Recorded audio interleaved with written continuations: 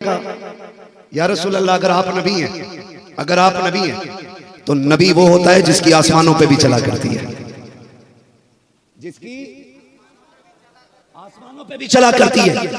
अगर आप नबी हैं तो चांद के दो टुकड़े कर दे। मेरे नबी ने फरमाया देर किस बात की है? दोपहर था, हुजूर उठे चलने लगे। अबू जहल ने पीछे से अभी यमनी का दामन खींचा, किधर जा रहा है? कि चांद के दो टुकड़े देखने। कहा यार मत जा। कहा क्यों? कि इतना तो मैं भी जानता हूं, जो ये कह देता है वो कर देता है, जो ये कह देता है वो कर देता है, इतना मुझे भी पता है। अगर इसने कह दिया है तो करके भी दिखाएगा। हुजूर आए, ऊंची जगह पे खड़े हुए टीले पे। आपने यूं इशारा किया, जो सूरज था वो छुपा। दूसरा इशारा किया, चांद उसकी जगह आया। मुड़ के देखा हबीब की तरफ, करे टुकड़े, आंखों में आंसू आ गए। कहने लगे जो दिन को रात बना सकता है वो चांद के दो टुकड़े आसानी से कर सकता है।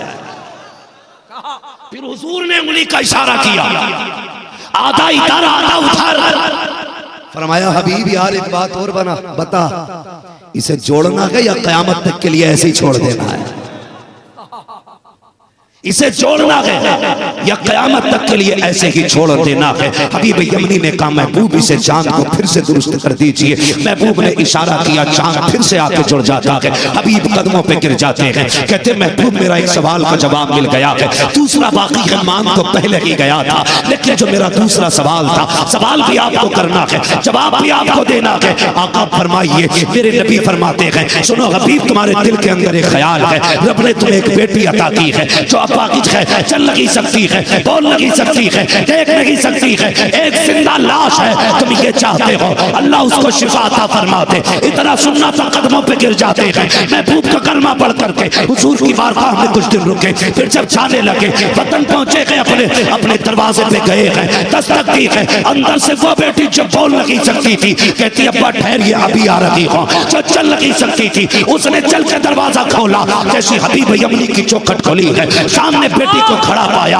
आप कहते बेटी बता तो सकी, जब मैं गया था तू एक जिंदा लाश थी, आज तेरे अंदर ये कैसी कुव्वत आ गई? उसने कहा बड़ी बात है, एक रात की बात है। कहा क्या हुआ बेटा, बता तो सकी। कहा एक रात को मैं सोई थी, ख्वाब में एक हसीन और महजबीन आया था, इतना प्यारा चेहरा था कि नजर हटती नहीं थी। उसने आने के बाद मेरे सर पे हाथ रखा, जैसे उसने छुआ है अल्लाह ने मुझे शिफा अता फरमा दी है। कहा बजी एक बात कहूं? कहा हाँ। उसने ये भी कहा था, ए बेटी मैंने तेरे बाप को मक्के में कलमा पढ़ाया है, तुझे कलमा पढ़ाने के लिए मैं यहाँ तक आया हूँ। उसके बाप ने इतना सुना, बच्ची के बाप हबीब यमनी कहते हैं बेटी मैं तुझसे ज्यादा नसीबों वाला हूँ। कहा किस लिए? कहा तू जिसकी बात कर रही है मैं उसको देख के भी आया हूँ, उससे मुसाफा करके भी आया हूँ, उसका कलमा पढ़ के भी आया हूँ। बेटी ने कहा था अब्बा नसीब वाले तुम नहीं हो, तुमसे ज्यादा नसीब वाली मैं हूँ। कहा बेटी किस लिए? तूने देखा भी नहीं है, तू मुलाकात भी नहीं की है, बता तो सही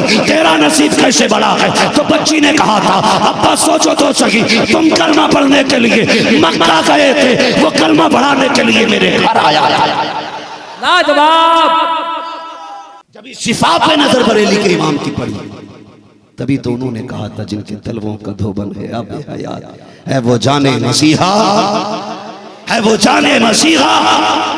हाँ यही तबलीग सीरत का मिशन है, यही मसलक आला हजरत है।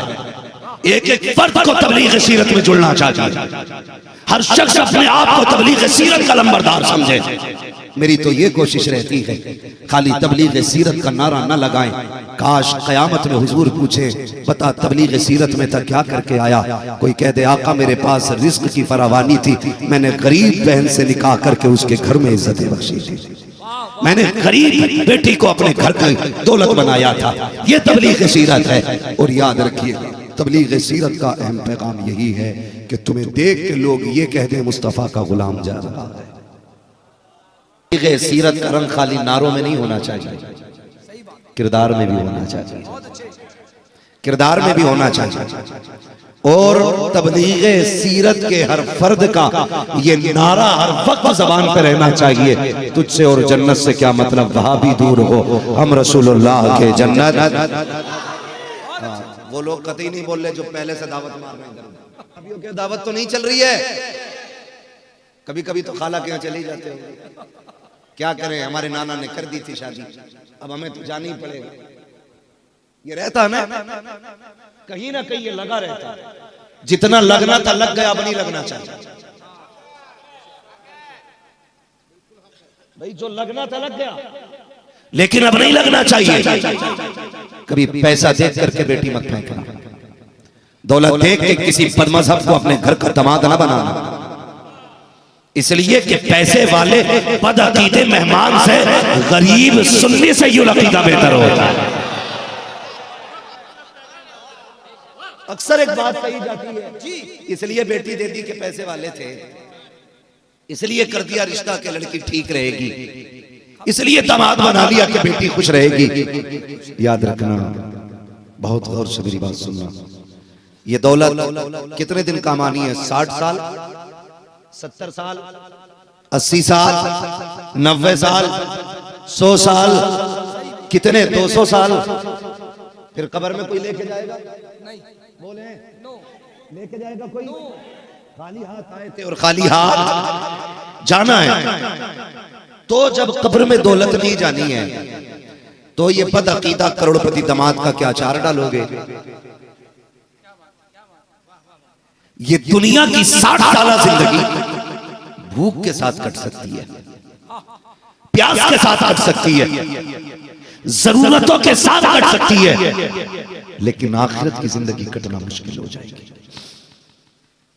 आखिरी जिंदगी जो होगी, जो मरने के बाद यानी आखिरत की जो जिंदगी दी जानी है, वो बड़ी मुश्किल है, वो दायमी है। आला हजरत ने कहा था, आज ले उनकी पनाह, आज मदद मांग उनसे, कल न मानेंगे कयामत में अगर मान गया।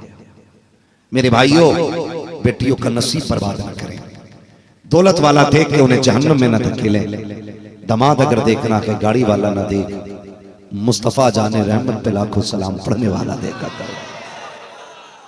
हुजूर की बारगाह में सलाम पढ़ने वाला दामाद तलाश करो। नुकसानात तो बहुत सारे हैं, अगर बयान किए जाए तो फिर बड़ी लंबी फहरिस्त बनेगी नुकसानात की, लेकिन मैं कुछ बताना चाहता हूँ। इतनी याद रखना मेरी बात कि खुदा का शुक्र है उसने मुझे और आपको बरेलवी बनाया है।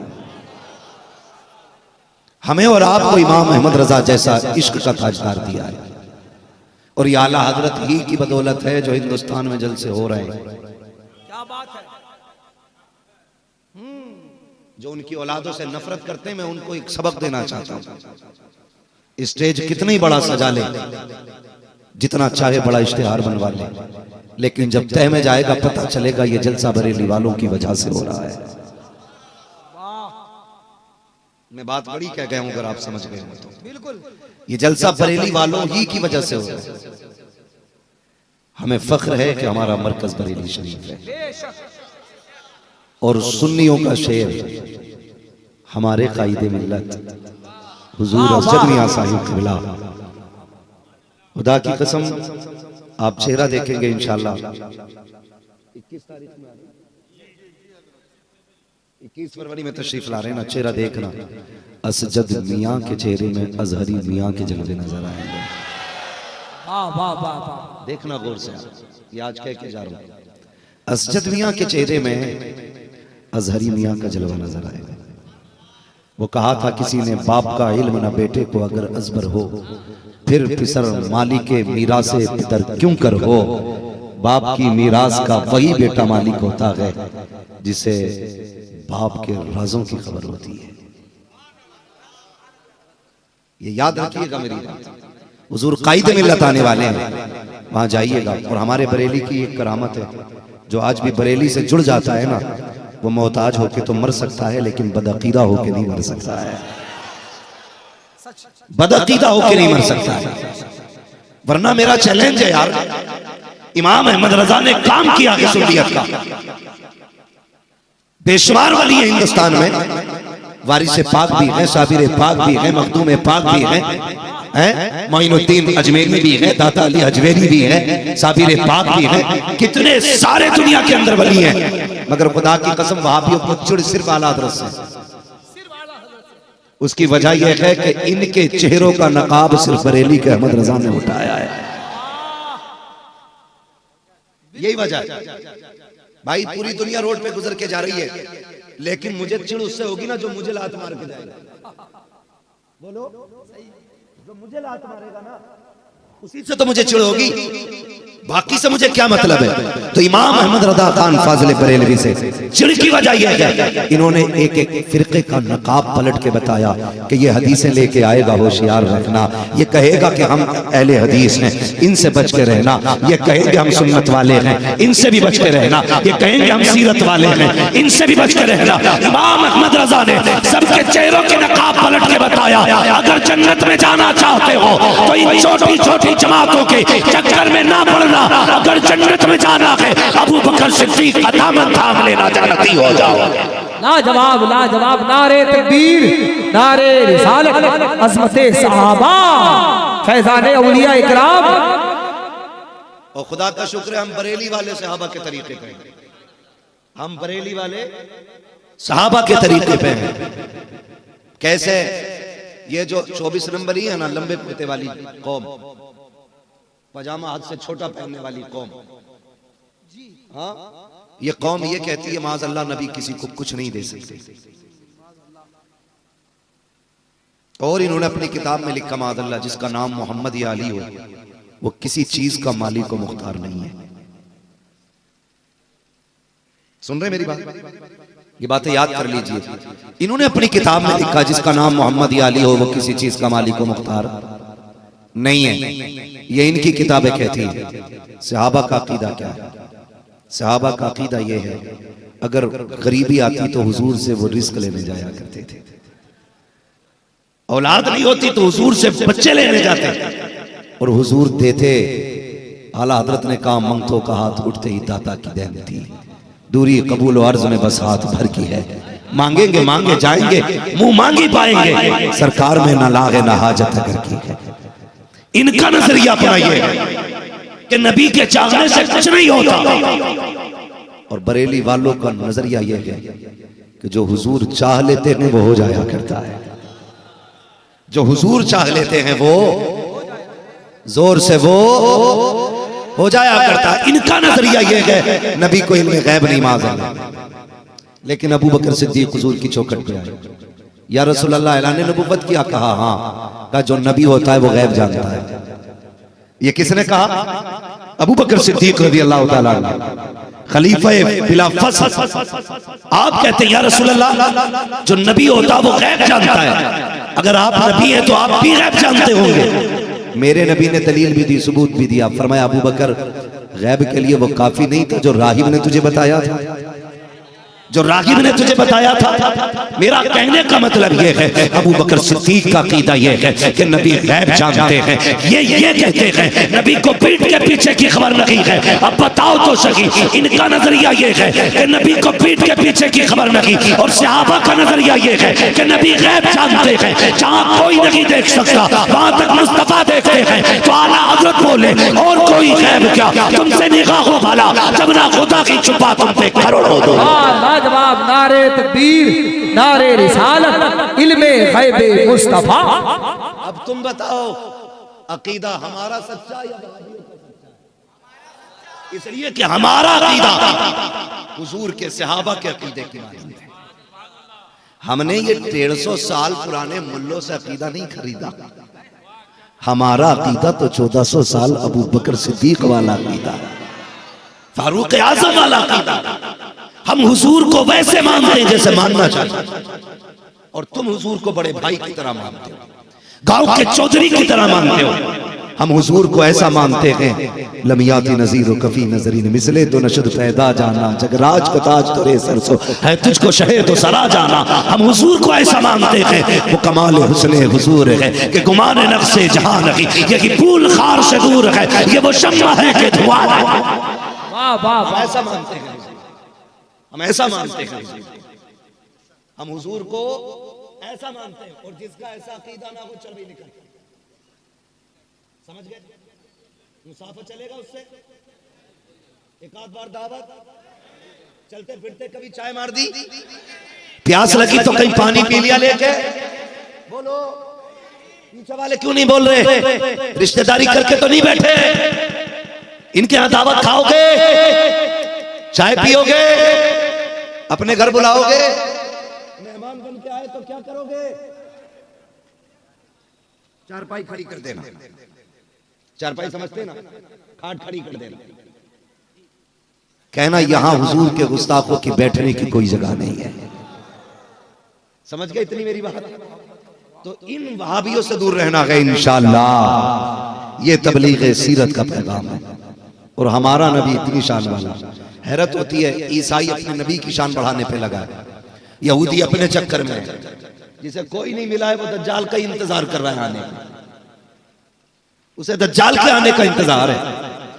सोचो तो सही, अगर मुक्तदियों के चाहने वाले ऐसे हैं तो फिर इमाम के चाहने वाले कैसे होने चाहिए? हम तो नबियों के इमाम का कलमा पढ़ते हैं और ये कह रहे हैं नबी बड़े भाई की तरह है, माज़अल्लाह, नबी गांव के जमींदार की तरह है, माज़अल्लाह। ये नजरिए पेश किए जा रहे हैं। गैरत आनी चाहिए, लेकिन इन्हें पता नहीं है तू घटाए से किसी के न घटा है न घटेगा, जब बढ़ाए तुझे अल्लाह ताला तेरा। आज घटाने की बात कर रहे हैं, जबकि फरमाया गया वलल आखिरतु खैरुल लक मिनल ऊला, महबूब तेरी हर आने वाली घड़ी पिछली घड़ी से बेहतर रहेगी, तेरा हर आने वाला वक्त पिछले वक्त से आला होता चला जाएगा। महबूब जितनी रिफातें पहले थी कम नहीं होनी है, इज्जतें बढ़ती जाएंगी, तस्कीरें बढ़ते चले जाएंगे। ये तो रब ने वादा लिया है, तो ये घटाने पे लगा पड़ा। ये क्या घटाएंगे जब इनके बाप अबू जहल, उतबा, शैबा, इन लोगों से हुजूर की शान ना घटी, ये घटाएंगे हुजूर की शान? गैरत आनी चाहिए। पढ़ो अपने बाप को। आज हमारी मस्जिदों में सलाम हो जाए पेटों में दर्द होता है जी, ये कौन सा तरीका खड़े होकर सलाम करते हैं? क्यों कब्रिस्तान जाते हो तो सलाम करते हो कि नहीं? क्या कहते हो? अस्सलाम वालेकुम या अहल। हाँ, कुम कहते हो ना भाभी, अस्सलामु अलैकुम या, वहां भी कुम आता है ना। और हमने अगर कह दिया मुस्तफा जाने रहमत पे लाखों सलाम, शमे बज़्मे हिदायत पे लाखों सलाम, तो पेट में दर्द क्यों हो रहा भाई? बताओ।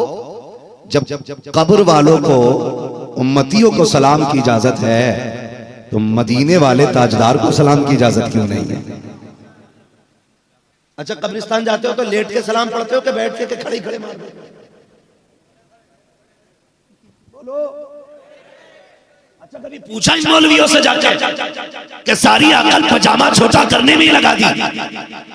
ये भी बता दो कि कब्रिस्तान में खड़े होकर सलाम किया जाता है या बैठ के किया जाता है? तो ये क्या जवाब देंगे जिनकी अकलें पजामे से छोटी हैं? सुने, अगर कब्रिस्तान वालों को खड़े होकर सलाम किया जाता है तो मदीने वाले को भी खड़े होकर सलाम किया। नारे तकबीर, नारे रिसालत, फैज़ाने आला हजरत, इश्क मोहब्बत, इश्क मोहब्बत, सरकार हुजूर मुजाहिदे मिल्लत अल्लामा मुफ्ती हम्माद सफिल्लाह मुरादाबादी। टेंशन तो नहीं हो रही किसी की? थोड़ा सा ऑपरेशन और कर लूं, समझ में बातें आ रही है? हाँ, मेरी बात ज़हन में भी रहनी चाहिए। खड़े होकर सलाम क्यों पढ़ते हो? मुझे बात याद आ गई तो बता दो। मौला अली के बेटे हैं इमाम हुसैन, इमाम हुसैन के बेटे हैं इमाम ज़ैनुल आबिदीन, और इमाम ज़ैनुल आबिदीन के बेटे हैं इमाम बाक़िर। बाक़िर का माना आता है बाल की खाल निकालने वाला। इमाम बाक़िर इमाम ज़ैनुल आबिदीन के बेटे, उनकी बारगाह में एक शख्स आया। बहुत गौर से सुनिएगा, इंशाअल्लाह लास्ट में ऐसा ऑपरेशन होगा कि आज के बाद ये बीमारी पैदा ही नहीं होगी। उनके पास एक शख्स आया, कहता हुजूर एक सवाल है। कहा क्या? कि मेरे पास चंद बाल हैं, चंद बाल, उनमें से यह पता लगाना है कि इसमें कितने बाल हुजूर के हैं और कितने नहीं हैं। क्या ये पता चल जाएगा? सवाल मुश्किल था ना भाई। 8-10 लोगों के बाल काट के एक जगह रखो और फिर मिला के कहो कि मेरे हिस्से, मेरे बाल निकालो, उसमें से नहीं निकाल पाएंगे। ठीक है जी, बाल अगर एक जैसे हो नहीं निकलेंगे। सवाल मुश्किल था, लेकिन साइंस जानता था। जो सवाल कहीं हल नहीं होता वो अली की चौखट पे हल हो जाता है। वाह वाह वाह वाह वाह।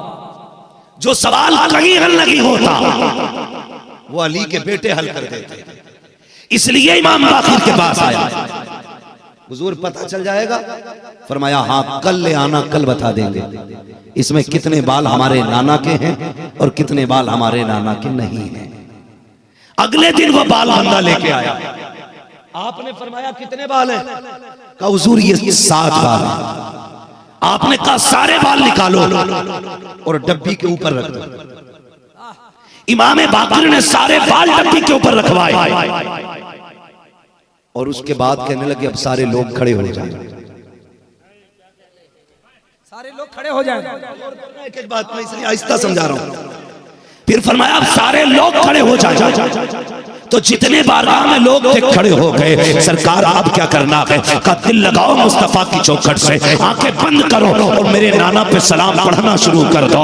जब सलाम पढ़ा जाने लगा, अल्लाह अकबर सलाम हो रहा है, मुस्तफा पे दुरूद और सलाम पढ़ा जा रहा है। तारीख गवाह है जैसे सलाम होता रहा, वो जो बाल पड़े हुए थे उसमें के 3 बाल उठे और उठने के बाद सीधे खड़े हो गए और चूमने लग जाते हैं और बाकी के 4 बाल पड़े रह जाते हैं। आपने 3 बालों को पकड़ा, होठों से लगा के चूम लिया, आंखों पे रखा, कहा ले ये 3 बाल मेरे नाना के हैं और ये 4 बाल नहीं है। साहिल ने कहा ये कैसे पता चला?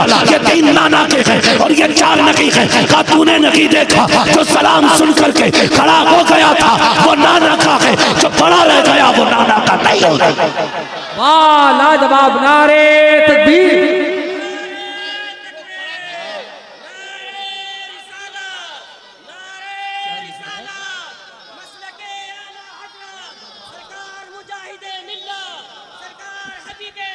जिंदाबाद। खूबसूरत खिताबत, शहनशाह खिताबत, शेरे रज़ा, शेरे मुजाहिदे मिल्लत। वाह मुफ्ती साहब जिंदाबाद। बिल्कुल। सलाम कैसे पढ़ोगे? जोर से कैसे पढ़ोगे? यही पैगाम मेरे मुजाहिदे मिल्लत ने एक एक घर में पहुंचाया था, एक एक बस्ती में पहुंचाया था, एक एक आशिक के सीने पर पहुंचाया था। खुदा की कसम ये पैगाम मुजाहिदे मिल्लत के घर का नहीं बल्कि इमाम अहमद रजा के नगर का था।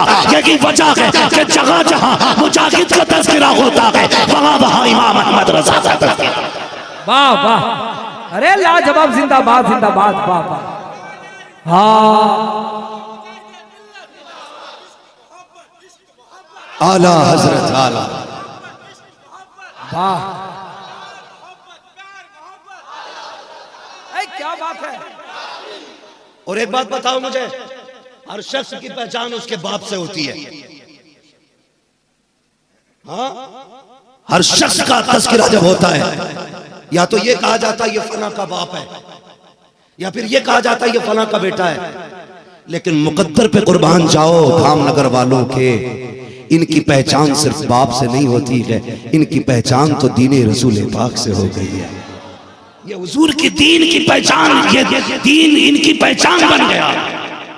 यही तो वजह है जाते हबीब मिल्लत ने नारे मसलक के आला हजरत के लगते थे, बैठे हबीब मिल्लत होते थे और नाक में दम सुले कुल्ली के हो रहा होता है। ये कौन सी अगरबत्ती है साहिब, तो यहां सुलग रही है, दर्द वहां तक हो रहा है।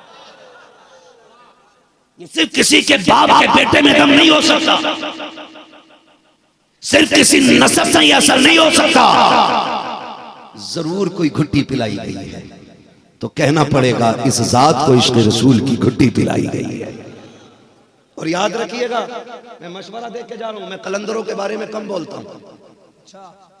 हाँ, पता नहीं कलंदरों को कौन सी बात नागवार गुजर जाए, लेकिन कह जाऊं फिर भी, ये जो हबीब मिल्लत है ना, ये वो कलंदर है, इसकी खामोशी से धोखा ना खा जाना।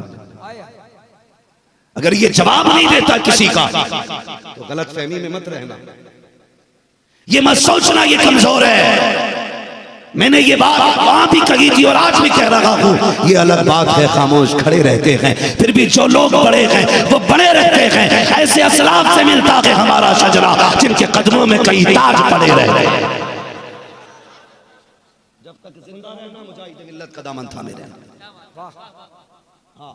और मसलक के आला हज़रत के सच्चे तर्जुमान को उड़ीसा में आज के दौर में हुजूर हबीब मिल्लत कहा जाता है। जहां जिसकी बारगाह में कोई समझौता नहीं, उसी जात को कहा जाता है क्या? जोर से हबीबे हबीबे मिल्लत।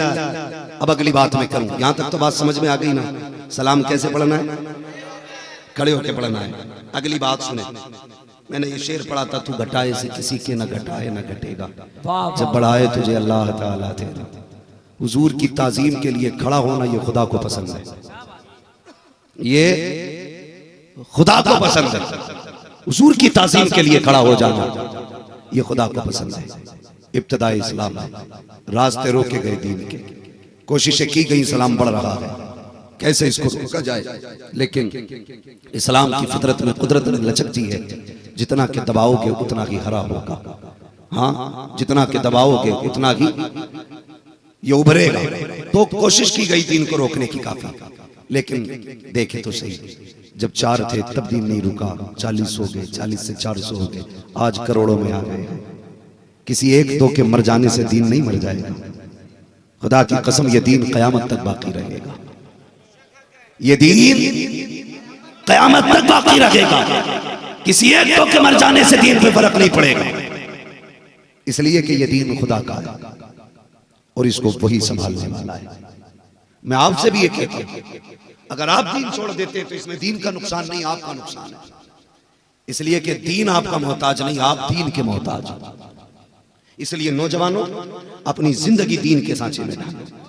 दीन नहीं रुका, लोगों ने तरह तरह की बातें की, बहुत कोशिशें की, फिर आखिरी कोशिश ये हुई चलो इलाज करा लिया जाए। लेकिन जो कायनात का इलाज करने आया था, उसके लिए किस तबीब को लाया जाता? वो इतना बड़ा तबीब बन के आया, बरेली के इमाम ने कहा, जिनके तलवों का धोबन गया बेहयात है वो जाने मसीहा, हमारा नबी। जोर से है वो जाने मसीहा, हमारा नबी। उसने कहा प्लानिंग करो, रोको, पूरी कोशिश करी। उसने खत लिखा अपने एक दोस्त के नाम, पढ़ा लिखा दोस्त था उसका भी, अंधभक्त नहीं था। अबू जहल का दोस्त भी पढ़ा लिखा, अंधभक्त नहीं था। समझ रहे ना मेरी बात? अंधभक्तों को कुछ नहीं आता सिवाय गाली देने, दलील की रोशनी में पढ़े। तो उसने खत लिखा हबीब यमनी के नाम का, यार तू दानिश्वर भी है, तबीब भी है और नबाज भी है, जैसी तुझे मेरा खत मिले ना फौरन मक्के आ जा। मेरा भतीजा है, वो बड़ी उल्टी सीधी बातें कर रहा है, उसको आके देखे। दोस्ती का मामला था। हबीब यमनी ने खत पढ़ा, बैठे सवारी पे चल दिए। सफर करते करते करते करते मक्का शरीफ के करीब आ गए। अबू जहल को पता चला हबीब यमनी आने वाले हैं, वो शहर से बाहर निकल आया। क्यों? वोट काटने के लिए, वोट काटने के लिए। जैसी हबीब यमनी की सवारी आई, उसने कहा यार उतर। कहा क्यों? कहा ये मैं थोड़ी सी रुई लेके आया हूं। रुई समझते हैं? कपास, कपास, रुई लेके आया। उसने कहा ये कान में लगा ले। कहा क्यों? कहा कि तेरे कानों में मोहम्मद की आवाज ना जाए। जैसे उसने इतनी बात कही, हबीब यमनी ने सवारी की रस्सी छोड़ी। का बुलाया किस लिए गए? का इलाज के लिए। का फिर रुई किस लिए डाल रहा के कान में? का यार जो उसकी आवाज सुन लेता है उसी के गीत गाने लग जाता है। कहने लगा नहीं, उसकी आवाज नहीं सुननी है। बोले फिर इलाज कैसे होगा? कैसे इलाज करोगे? आंखों में देखेंगे, आंखें देख के पता चल जाएगा, चेहरे का जोग्राफिया बता देगा इसे बीमारी है कौन सी। उसने कहा चेहरा ना देखना।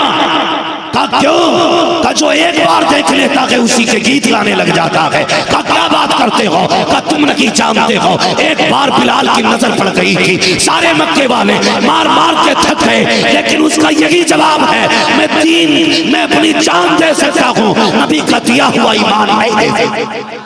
वाह वाह, नारे तकबीर, नारे रिसालत, वाह। रसूल के गुलाम है, रसूल में मौत भी कबूल है। कहने लगा चेहरा नहीं देखना है? कहा नहीं। कहा फिर एक रास्ता बचा है। कहा क्या?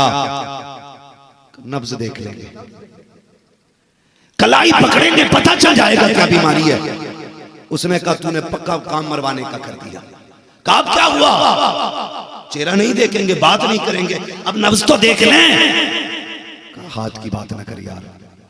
कहा क्यों? कहा तू नहीं जानता, मैं मुट्ठी में कंकर लेके गया था, हाथ मेरा था, कंकर मेरी थी, कब्जा मेरा था, लेकिन जब मैंने बात छेड़ी ना तो वो पत्थर भी उसी की बातें कर रहे थे।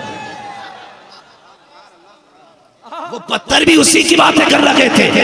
कब बात अब कलाई पकड़ने की नहीं है। हबीब यमनी ने कहा अब तो कुछ हो ही नहीं सकता, ना मैं बात कर सकता हूँ, ना मैं हाथ पकड़ सकता हूँ, ना मैं उसे देख सकता हूँ। आपने निकाली रुई कानों की, फेंक के कहने लगे ये इलाज कर अपना, हम चले अपने वतन। उसने कहा यार रुक तो जा, यहाँ तक आया है देख के चला जा। कब मेरी शर्त है, अपने तरीके से इलाज करूंगा। कहा चल तो सही। हबीब यमनी मक्का में आए हैं। अबू जहल ने खबर भेजी है मोहम्मद इब्ने अब्दुल्ला मेरे घर आ जाइए, आपसे कुछ बात करनी है। मेरे नबी को खबर मिल गई। आका करीम ने कहा मंजूर है, हम आ जाएंगे। लेकिन जब जाने की बात कही है, मक्के में बातें होने लगी। नबी दुश्मन के घर जा रहे हैं, वो जो रात में मारने की प्लानिंग करता है ये उसके घर जा रहे हैं। मेरे नबी का दिल थोड़ा सा मायूस हो गया। आका करीम सरवरे कौनैन पर थोड़ी उदासी छा गई। रब ने जिब्रील को भेजा, कहा जाकर पूछ तो सकी मेरा महबूब उदास किस लिए है? कहा मेरे मालिक तेरी मर्जी से जा रहा हूँ, मक्के में ऐसी ऐसी बात हो रही है। रब ने फरमाया जिब्रील कहते परेशान ना हो, खर्चा उसका है, चर्चा तेरा हो रहा है। नारे तकबीर, नारे रिसालत, शाने मुस्तफा, जाने मुस्तफा। खर्चा उसका है, चर्चा तो तेरा ही हो रहा है। जाओ महबूब। हुजूर अपने साथ चंद अपने साथियों को लेके चले। अब देखें पूरी काबीना बैठी है, जब भी बैठती है ऐसी काबीना नहीं बैठती है, पूरी काबीना बैठी, टीम बैठी हुई है, बातें हो रही है। अबू लहब ने कहा कि वो इतना आगे ना बढ़ते, तुमने आगे बढ़ाया। अबू जहल ने कहा हमने कैसे आगे बढ़ाया? कहा ये जो हमारे साथ के लोग हैं ना, ये बहुत ज्यादा इज्जत देते हुए, ये अपने बातें कर रहे हैं अपनी मीटिंग में बैठ के, कह रहे कि उनको ज्यादा इज्जत दी जाती है इसलिए ज्यादा आगे बढ़ रहे हैं। अबू जहल ने कहा आज वो आए ना तो कोई उठेगा नहीं, आज उनके लिए कोई नहीं उठेगा। बात फिर उठने पे आ गई है, समझ रहे नौजवानों? इनके बाप ने कहा वो आए तो उठेगा कोई नहीं, ताकि उन्हें पता चल जाए उनकी इज्जत कितनी है हमारे सामने। इधर ये बातें हो रही थी, रब ने फरमाया जिब्रील जी रब्बे जलील का गिनती करिए, जितने बैठेंगे ना इतनी फरिश्ते साथ लेके चला जा। इनकी प्लानिंग ये है कि महबूब आए तो कोई नहीं उठेगा। हम जमाने को दिखाएंगे जब महबूब आएगा तो अच्छे अच्छों को खड़ा करेंगे। जाओ एक एक फरिश्ता लेके जाओ, सबके पीछे खड़ा कर, और जिब्रील तू खड़ा हो जा अबू जहल के पीछे, और हुक्म दे दे जो ना उठे उसका कान पकड़ के सीधा उठा देना, जो ना उठे उसका कान पकड़ के उठा देना है। अल्लाह अकबर। जानते हो जैसे मेरे नबी तशरीफ लाए, आका करीम अंदर आए, जिब्रील को देखा, मुस्तफा मुस्कुरा देते हैं। आपने कदम आगे बढ़ाया, एक ने दूसरे को कौनी मारी, दूसरे ने तीसरे को कौनी मारी। यार उठना नहीं है, देखो वो आ गए हैं, उठना नहीं है, आ गए हैं। नबी ने मुस्कुराते मुस्कुराते जैसी पहला कदम अंदर रखा, इतने की जिब्रील ने अबू जहल का कान पकड़ा और सीधा उठा के खड़ा कर दिया। जब अबू जहल खड़ा तो उतबा भी खड़ा, शैबा भी खड़ा, सारे के सारे खड़े हो गए। नबी आए, शान से बैठे, उसके बाद इशारा किया, जिब्रील ने कान छोड़े अबू जहल के, धड़ाम से नीचे गिरा। फिर उतबा शैबा सारे गिर गए, कोनी मार के कहने लगे ओ यार तू क्यों उठ गया था, तू क्यों उठ गया था? उसने कहा प्रधान उठे थे इसलिए हम उठ गए थे, इतना सुनना था। हबीब यमनी कहने लगे पता चल गया कि ये झूठे का चेहरा नहीं है, सच्चे का चेहरा है। लाजवाब, नारे तकबीर, झूठे का चेहरा नहीं। कहने लगे यार अब इलाज की जरूरत ही नहीं। कहा क्यों? पता चल गया ये झूठे का चेहरा नहीं हो सकता, ये तो सच्चे का चेहरा है। तुमने खूब प्लानिंग की, उठना नहीं है, लेकिन तुम फिर भी खड़े हो गए। कहने लगे यार हमारे लिए थोड़ा सा काम तो कर जा, ऐसा काम कर दे जिससे हम मुतमईन हो जाएं। हुजूर आके बैठे, फरमाने लगे क्यों बुलाया है? क्यों बुलाया है? वमा यंतिकु अनिल हवा इन हुवा इल्ला वह्युन यूहा। मेरा महबूब अपनी मर्जी से कुछ बोलता ही नहीं है, जबान उसकी होती है, बयान हमारा होता है।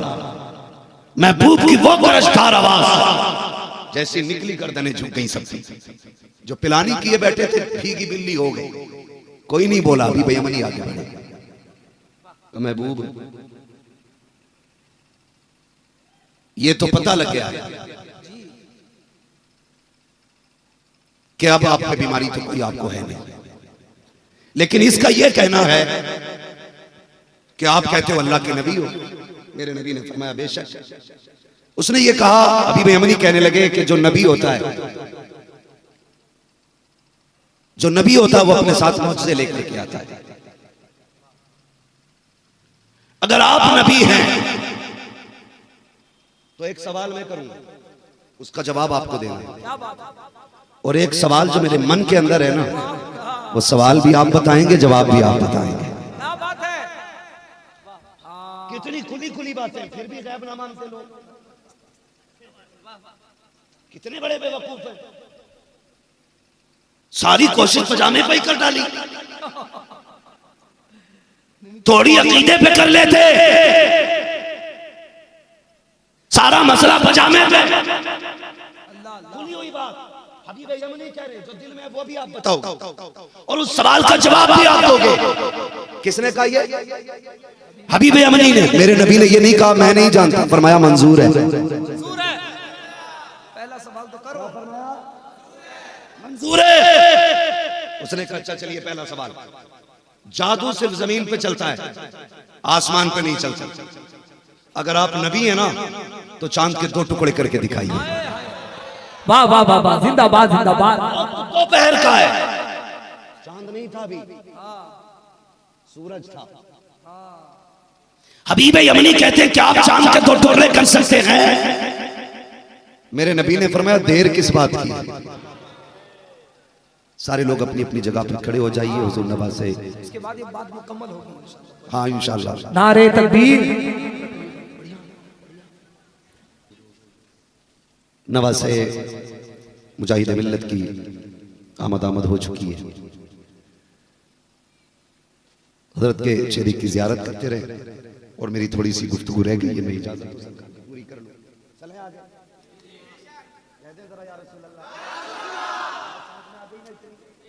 बात कहां चल रही थी? बात गैब पे चल रही थी, पावर पे चल रही थी। ये कहते माज़अल्लाह नबी कुछ नहीं दे सकते, कुछ नहीं कर सकते। अभी बेयमनी ने क्या कहा? या रसूल अल्लाह अगर आप नबी हैं, अगर आप नबी हैं तो नबी वो होता है जिसकी आसमानों पे भी चला करती है, जिसकी आसमानों पे भी चला करती है। अगर आप नबी हैं तो चांद के 2 टुकड़े कर दे। मेरे नबी ने फरमाया देर किस बात की है? दोपहर था, हुजूर उठे चलने लगे। अबू जहल ने पीछे से अभी बेयमनी का दामन खींचा, किधर जा रहा है? कि चांद के 2 टुकड़े देखने। कहा यार मत जा। कहा क्यों? कि इतना तो मैं भी जानता हूं, जो ये कह देता वो कर देता है, जो ये कह देता है वो कर देता है, इतना मुझे भी पता है। अगर इसने कह दिया है तो करके भी दिखाएगा। हुजूर आए, ऊंची जगह पे खड़े हुए टीले पे। आपने यूं इशारा किया, जो सूरज था वो छुपा। दूसरा इशारा किया, चांद उसकी जगह आया। मुड़ के देखा हबीब की तरफ, करे टुकड़े, आंखों में आंसू आ गए। कहने लगे जो दिन को रात बना सकता है वो चांद के 2 टुकड़े आसानी से कर सकता है। फिर हुजूर ने उंगली का इशारा किया, आधा इधर आधा उधर। फरमाया हबीब यार एक बात और बता, इसे जोड़ना है या कयामत तक के लिए ऐसे ही छोड़ देना है? इसे जोड़ना है या कयामत तक के लिए ऐसे ही छोड़ देना है? हबीब यमनी ने कहा महबूब इसे चांद को फिर से दुरुस्त कर दीजिए। महबूब ने इशारा किया, चांद फिर से आके जुड़ जाता है। हबीब कदमों पे गिर जाते हैं, कहते महबूब मेरा एक सवाल का जवाब मिल गया है, दूसरा बाकी है, मान तो पहले ही गया था, लेकिन जो मेरा दूसरा सवाल था, सवाल भी आपको करना है, जवाब भी आपको देना है। आका फरमाइए। मेरे नबी फरमाते हैं सुनो हबीब तुम्हारे दिल के अंदर एक ख्याल है, रब ने तुम्हें एक बेटी अता की है जो अपागिज है, चल नहीं सकती है, बोल नहीं सकती है, देख नहीं सकती है, एक जिंदा लाश है, तुम ये चाहते हो अल्लाह उसको शिफा अता फरमा दे। इतना सुनना था कदमों पे गिर जाते हैं। महबूब का कलमा पढ़ करके हुजूर की बारगाह में कुछ दिन रुके, फिर जब जाने लगे वतन पहुंचे हैं, अपने दरवाजे पे गए हैं, दस्तक दी है, अंदर से वो बेटी जो बोल नहीं सकती थी कहती अब्बा ठहरिए अभी आ रही हूं, जो चल नहीं सकती थी उसने चल के दरवाजा खोला, जैसी हबीब यमनी की चौखट खोली है, सामने बेटी को खड़ा पाया। आप कहते बेटी बता दो सकी, जब मैं गया था तू एक जिंदा लाश थी, आज तेरे अंदर ये कैसी कुव्वत आ गई? उसने कहा बड़ी बात है, एक रात की बात है। क्या हुआ बेटा बता तो सकी? कहा एक रात को मैं सोई थी, ख्वाब में एक हसीनो महजबीन आया था, इतना प्यारा चेहरा था कि नजर हटती नहीं थी। उसने आने के बाद मेरे सर पे हाथ रखा, जैसे उसने छुआ है अल्लाह ने मुझे शिफा अता फरमा दी है। कहा बजी एक बात कहूं? कहा हाँ। उसने ये भी कहा था ए बेटी मैंने तेरे बाप को मक्के में कलमा पढ़ाया है, तुझे कलमा पढ़ाने के लिए मैं यहाँ तक आया हूँ। उसके बाप ने इतना सुना, बच्ची के बाप हबीब यमनी कहते हैं बेटी मैं तुझसे ज्यादा नसीबों वाला हूँ। कहा किस लिए? कहा तू जिसकी बात कर रही है मैं उसको देख के भी आया हूँ, उससे मुसाफा करके भी आया हूँ, उसका कलमा पढ़ के भी आया हूँ। बेटी ने कहा था अब्बा नसीब वाले तुम नहीं हो, तुमसे ज्यादा नसीब वाली मैं हूँ। कहा बेटी किस लिए? तूने देखा भी नहीं है, तू मुलाकात भी नहीं की है, बता तो सही तेरा नसीब कैसे बड़ा है? तो बच्ची ने कहा था अब्बा सोचो तो सही, तुम कलमा पढ़ने के लिए मक्का गए थे, वो कलमा पढ़ाने के लिए मेरे घर आया था। लाजवाब।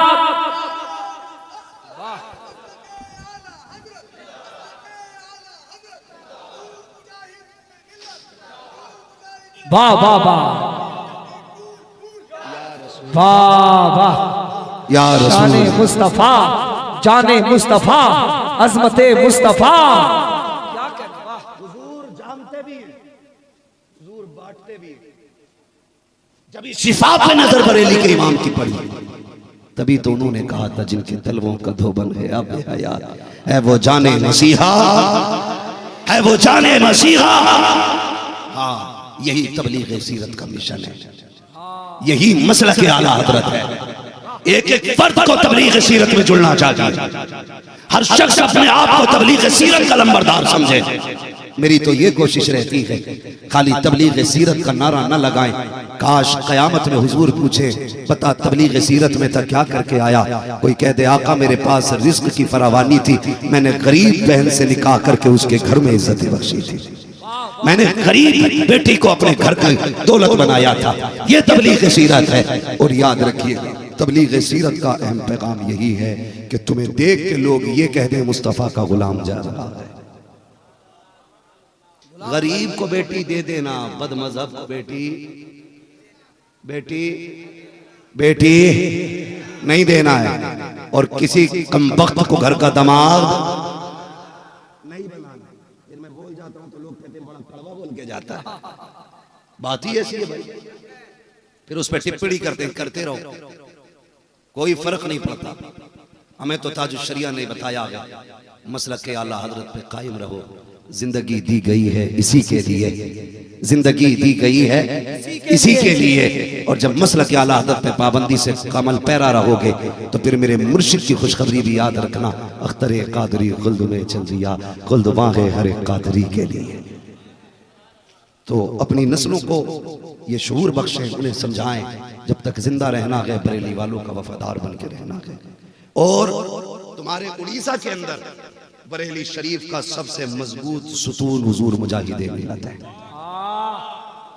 सबके अपने अपने इलाके बटे हैं, सबके अपने अपने इलाके बटे हुए हैं। उड़ीसा की जिम्मेदारी मुजाहिदे मिलत की है। और याद रखिए कोई भी जिम्मेदार जिम्मेदारी किसी कमजोर को नहीं देता है, मजबूत आदमी को देता है, मजबूत आदमी को देता है। आला हजरत ने अगर इस जगह की जिम्मेदारी मुजाहिदे मिल्लत को दी है ना, तो याद रखना खुदा की कसम वो जितना जमीन के ऊपर काम आता था उससे ज्यादा मजार के अंदर जाके काम आए। आज हुजूर मुजाहिदे मिल्लत की अमानतों का अमीन, उनकी मसरत का मसरत नशीन, सूफी मिल्लत, पीरे तरीक़त, पीरे कामिल, मुर्शिद कामिल हुजूर सरकार हबीब मिल्लत, ये अमानत है हमारे पास हुजूर मुजाहिदे मिल्लत की। हम इस अमानत की पूरी जिंदगी खिदमत करेंगे, फिक्र करेंगे और इंशाअल्लाह अजीज अपनी नस्लों को उड़ीसा से जोड़े रखेंगे, वो धामनगर शरीफ से इंशाअल्लाह। बोलो इंशाअल्लाह करेंगे ना। बस मैंने आयत करीमा पढ़ी थी, या अय्युहल्लज़ीना आमनू तक़ुल्लाह व कूनू मअस-सादिक़ीन, ऐ ईमान वालों अल्लाह से डरो और सच्चों के साथ हो जाओ। ठीक है, अल्लाह से डरने का मतलब यह है कि जो उसने अहकाम हमें दिए हैं उन पे अमल करें, जिससे उसने मना किया है उससे बचे रहें, और जब नेकियां कर लें तो फिर अल्लाह वालों के दामन से वाबस्ता रहें ताकि शैतान हमारी नेकियों को चुरा ना सके। समझ गए नौजवान? वलियों से मोहब्बत करते रहे, इनसे जुड़े रहे, अपनी नस्लें अपने बच्चे इन बुजुर्गों के कदमों पे ला के डाल दो, इंशाअल्लाह उल अजीज अलग से कलम पढ़वाने की जरूरत नहीं पड़ेगी। बंदा हबीबी हो जाएगा, कर्म मुजाहिद मिल्लत का आना शुरू हो जाएगा। मौला करीम हमारी नस्लों को मसलक आला हजरत पर अमल कायम गामजन रहने की तौफीक अता फरमाए, और हम सबको मसलक आला हजरत के तमाम उसूल व क़वानीन पर अमल करने की तौफीक अता फरमाए। नहीं शजरा कभी फिर सुन लीजिएगा बाबू, वक्त बहुत ज्यादा हो चुका है। सारे लोग बस कलमा शरीफ पढ़ लीजिए, ला इलाहा, और जोर से ला इलाहा इल्लल्लाहु मुहम्मदुर रसूलुल्लाह अस्तगफिरुल्लाह रब्बी मिन कुल्लि ज़ंबि व अतूबु इलैहि व मा अलैना इल्लल बलाग। अस्सलामु अलैकुम व रहमतुल्लाहि व बरकातुहू। तो जितने बारगाह में लोग थे खड़े हो गए, सरकार अब क्या करना है?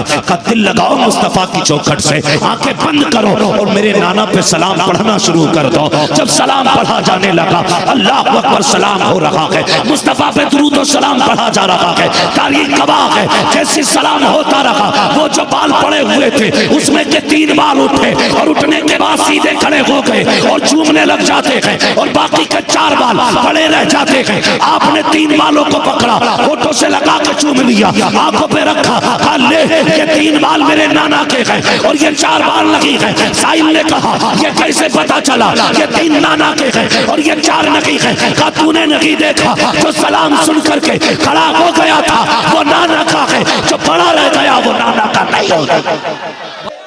जोर से कैसे पढ़ोगे?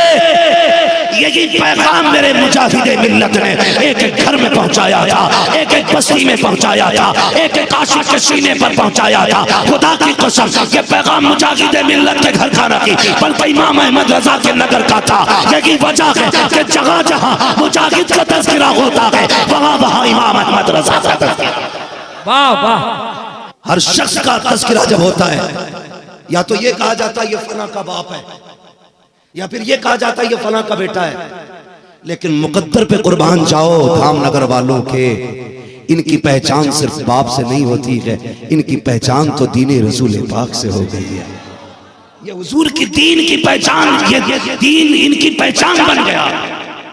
यही तो वजह है जाते हबीब मिल्लत ने नारे मसलक आला हजरत के लगते थे, बैठे हबीब मिल्लत होते हैं और नाक में दम सुले कुल्ली के हो रहा होता है। ये कौन सी अगरबत्ती है? पक्का काम मरवाने का कर दिया। कब क्या हुआ? चेहरा नहीं देखेंगे, बात नहीं करेंगे, अब नफ्स तो देख लें। हाथ की बात ना कर यार।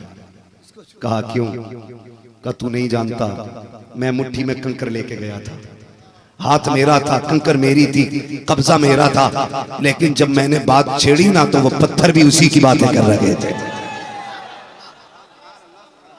वो पत्थर भी उसी की बातें कर रहे थे।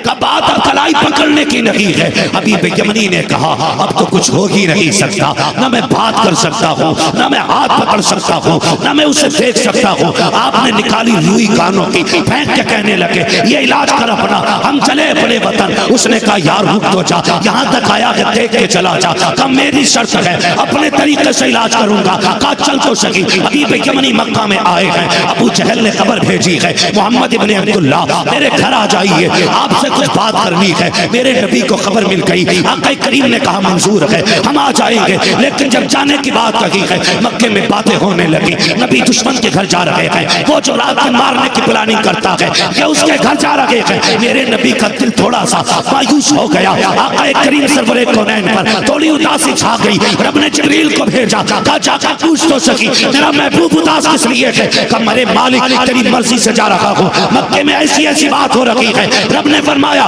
जिब्रील कहते परेशान ना हो, खर्चा उसका है, चर्चा तेरा हो रहा।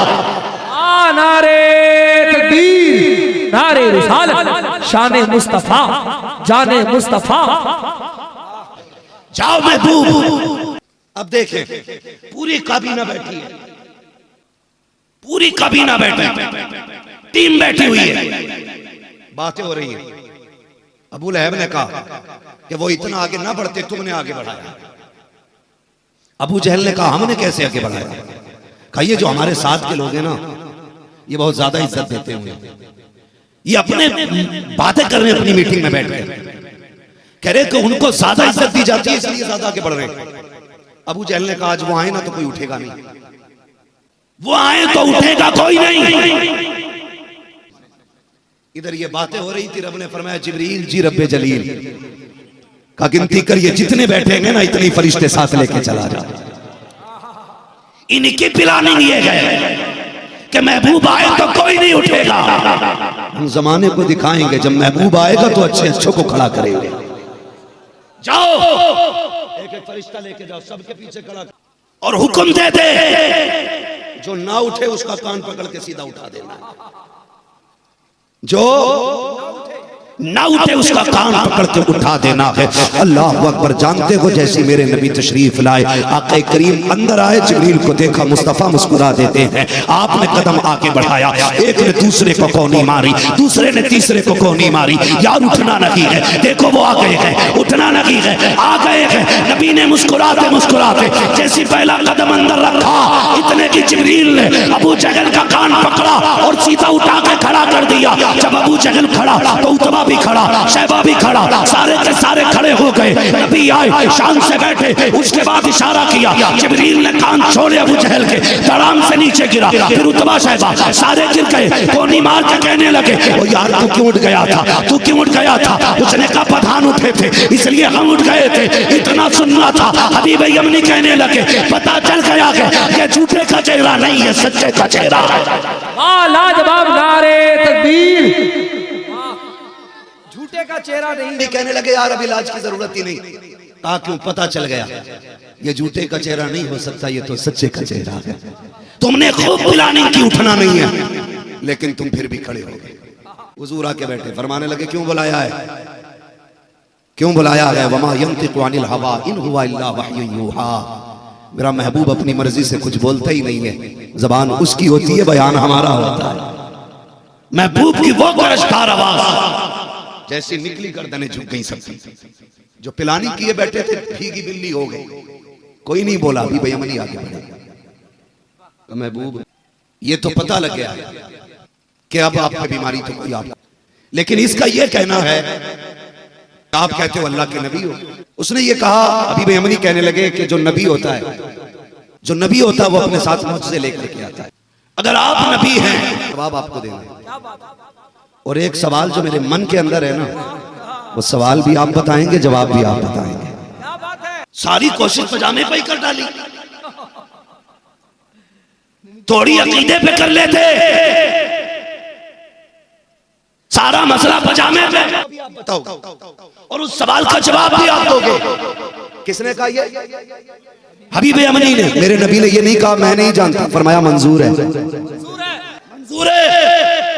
उसने कहा अच्छा चलिए पहला सवाल, जादू सिर्फ जमीन पे चलता है, आसमान पे नहीं चलता। अगर आप नबी हैं ना तो चांद के 2 टुकड़े करके दिखाइए।